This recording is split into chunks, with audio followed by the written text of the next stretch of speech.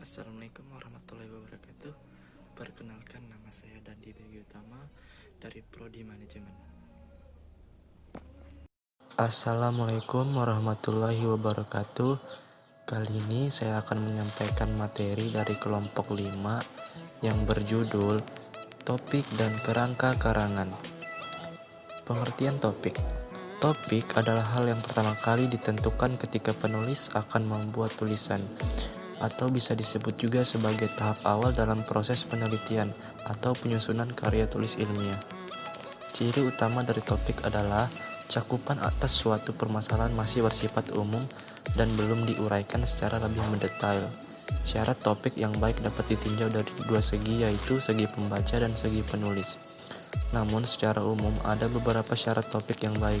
Pertama, menarik untuk ditulis dan dibaca, dan yang kedua, dikuasai dengan baik oleh penulis, minimal prinsip-prinsip ilmiah.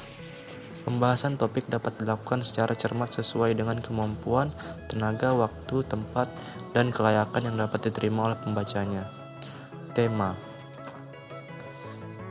merupakan sasaran yang hendak dicapai penulis berdasarkan topik, sehingga tema itu mempersempit atau membatasi topik.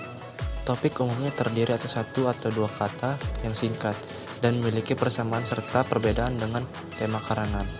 Persamaannya adalah baik topik maupun tema, keduanya sama-sama dapat dijadikan sebagai judul karangan.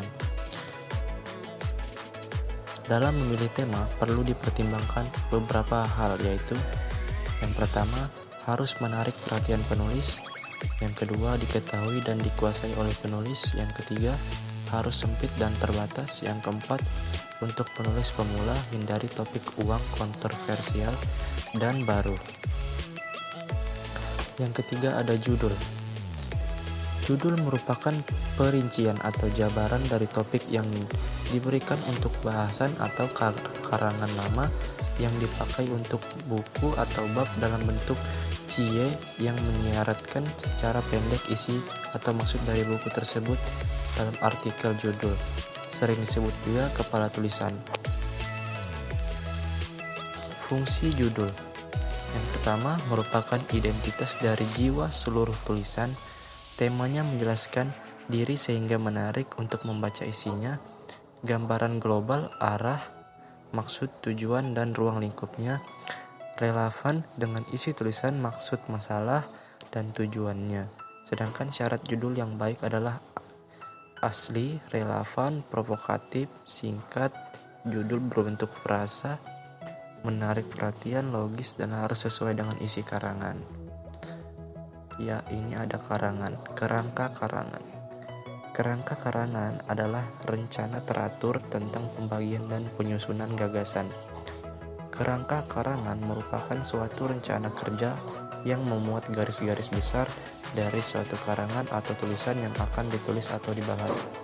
Susunan sistematis dari pikiran-pikiran utama dan pikiran-pikiran penjelas yang akan menjadi pokok tulisan, atau dapat juga didefinisikan sebagai suatu metode dalam pembuatan karangan yang mana topiknya dipecah kepada sub-sub topik yang lebih terperinci.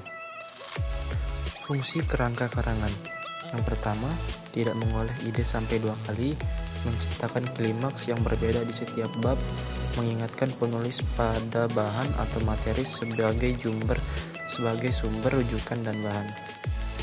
Yang keempat, dapat membaca ulang karangan yang sudah selesai. Yang kelima, dapat dilihat dengan jelas wujud, ide, nilai umum, dan spesifikasi karangan. Penyusunan kerangka karangan. Yang pertama, perumusan tesis dengan jelas, penginventarisan topik ke dalam subtopik secara maksimal, pengevaluasian semua topik yang telah dirinci ke dalam tahapan 1 dan 2 dilakukan secara berulang agar maksimal. Ya, segitu saja yang bisa saya sampaikan, kurang lebihnya mohon maaf. Wassalamualaikum warahmatullahi wabarakatuh.